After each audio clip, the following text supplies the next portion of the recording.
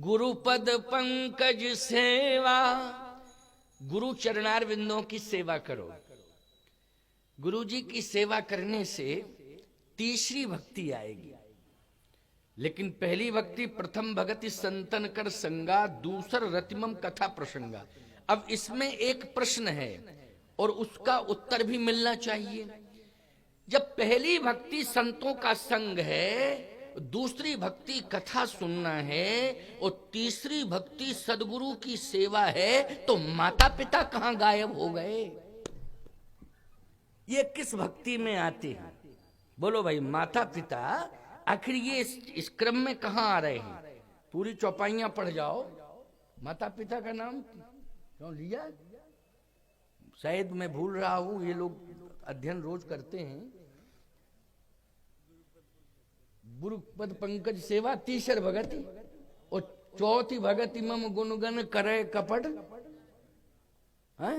मंत्र जाप मम दृढ़ और पंचम भजन।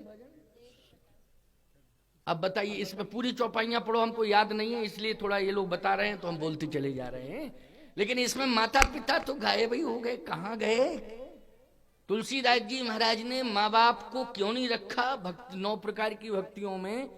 तो तुलसीदास जी कहते अब हम क्या करें? भगवान से पूछो। भगवान राम खुद कह रहे हैं, भगवान राम से पूछो। ये अब सुनिए जरा, बहुत ध्यान से सुनना। प्रथम भगति संतन कर संगा, साधु संतों के पास जब आप जाओगे तो साधु संत जो सच्चा साधु होगा, और दूसर रत्मम कथा, उसके द्वारा कथा होगी।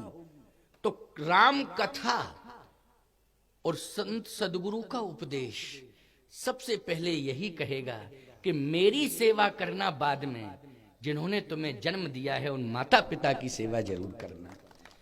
असली साधु वही है। अगर वो ऐसा हो, ये कहे कि बेटा बहुत अच्छा हुआ तुम घर छोड़ के आ गए, कम से कम एक सेवक तो मिला हमें। क्यों भाई? सेवक तो मिला। तो याद रखना, वो गुरु नहीं मिला, वो भस्मासुर मिला तुम्हें। सीधी सी बात ही है, वो गुरु नहीं मिला, वो क्या मिला? भस्मासुर मिला है। भस्म कर देगा, पूरी स्थिति बिगाड़ देगा। आज हम मंच पर बैठे हैं, क्या हम ये नहीं कहेंगे कि माता पिता की सेवा करना चाहिए? मातृभक्ति, पितृभक्ति, मातृ पितृभक्ति। भगवान राम ने, बालकांड पढ़िए, प्रात काल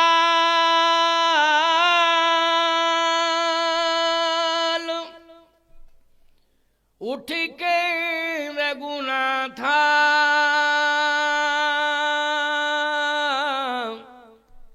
मात पिता गुरु ना वही माथा।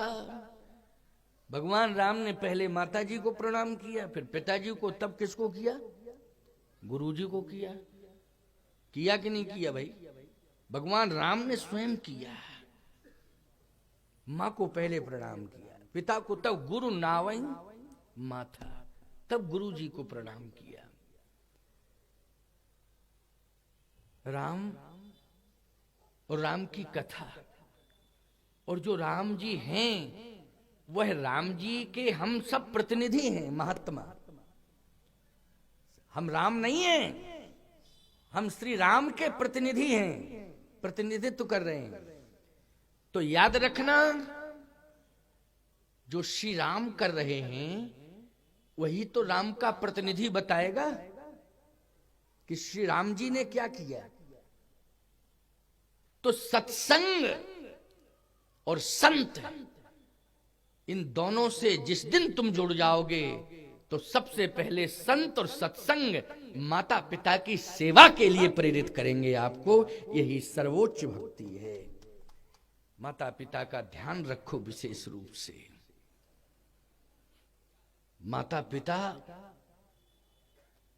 बहुत कुछ दे दिए तुम्हें, तुम सदा ऋणी ही रहोगे, कभी उऋण नहीं हो पाओगे। समझ रहे हो कि नहीं? सदा ऋणी रहोगे, उनसे कभी उऋण नहीं हो पाओगे, चाहे जितनी कोशिश कर लो। तुम राष्ट्रपति भी बन जाना, याद रखना, राष्ट्रपति बन जाना। एक सज्जन कहने लगे महाराज जी वो थोड़ा सा आप अतिशयोक्ति अलंकार का प्रयोग कर रहे हैं। हमने कैसे कैसे कैसे? बोले आप कह रहे राष्ट्रपति सर्वोच्च पद है और प्रथम नागरिक होता है राष्ट्र का। मैंने कहा भैया ये तो मैं जानता हूं कि प्रथम नागरिक होता है, ये मैंने कब कहा कि नहीं होता है? बोले सर्वोच्च पद पर बैठता है। तो राष्ट्रपति के पिता का सम्मान करेगा राष्ट्र पहले कि राष्ट्रपति का करेगा? अब आप ही बताइए। मैंने कहा बात तो तुम अपनी जगह पर ठीक कह रहे हो कि राष्ट्रपति का पहले सम्मान होगा। क्यों भाई? बोले बने रहे राष्ट्रपति के पिता हो, लेकिन राष्ट्र तो पहले राष्ट्रपति का सम्मान करेगा, वो भले ही राष्ट्रपति के पिता बने रहे। मैंने कहा सुनिए, जिस का पुत्र राष्ट्रपति बन जाता है वो अपने पुरुषार्थ से नहीं बना है, वो माता पिता के तप के द्वारा बना है, भजन के प्रभाव से बना है। बोलो बना है, ये मैं मानता हूं। निश्चित है कि उसके माता पिता ने इतना तप किया है, इतना तप किया है, भले ही वो कलिकाल में दिखाई नहीं दे रहा है, वो प्रारब्ध लेके आया है, प्रारब्ध के साथ तप लेकर के आया है। समझ में बात आ रही कि नहीं? तुम्हें ये दिखाई नहीं देगा, तुम कहोगे गांव गवैया के रहने वाले लोग हैं, इनमें क्या तप है, क्या इन्होंने किया है? हम तो देख रहे हैं 50 साल से ऐसे ही तो टहलते रहते हैं। कौन जंगल में जाके इन्होंने तप किया है कि चित्रकूट में रहे, नैमिषारण्य में रहे, कहां कहां रहे, अमरकंटक रहे? क्या नहीं, वो जन्म के साथ अपना प्रारब्ध लेके आए, उसमें तप था, वो दिखाई नहीं दे रहा है। और वही तप जिसने एक सामान्य इंसान को सर्वोच्च पद पर बिठा दिया, उसमें भी जो सुकृत है, पुण्य है, वो अपना ना समझे, मां बाप के सुकृत जुड़े हुए हैं। जनक सुकृत मूरत बैदेही,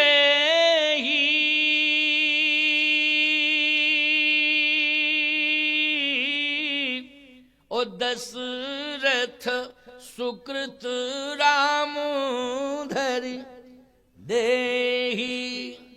बेटी है, माता पिता के सुकृत हैं, वो बेटा है, माता पिता के सुकृत हैं। बोलो भाई, स्त्री जानकी जी महाराज श्री जनक जी के सुकृत हैं कि नहीं?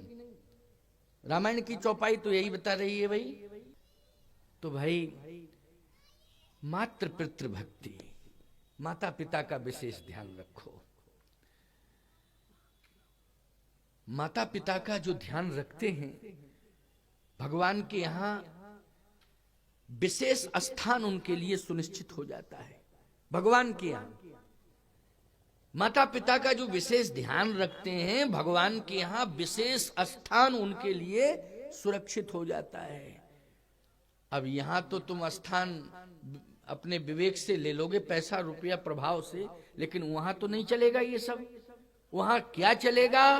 वहां आपके सुकृत चलेंगे कि आप क्या सुकृत करके आए हो।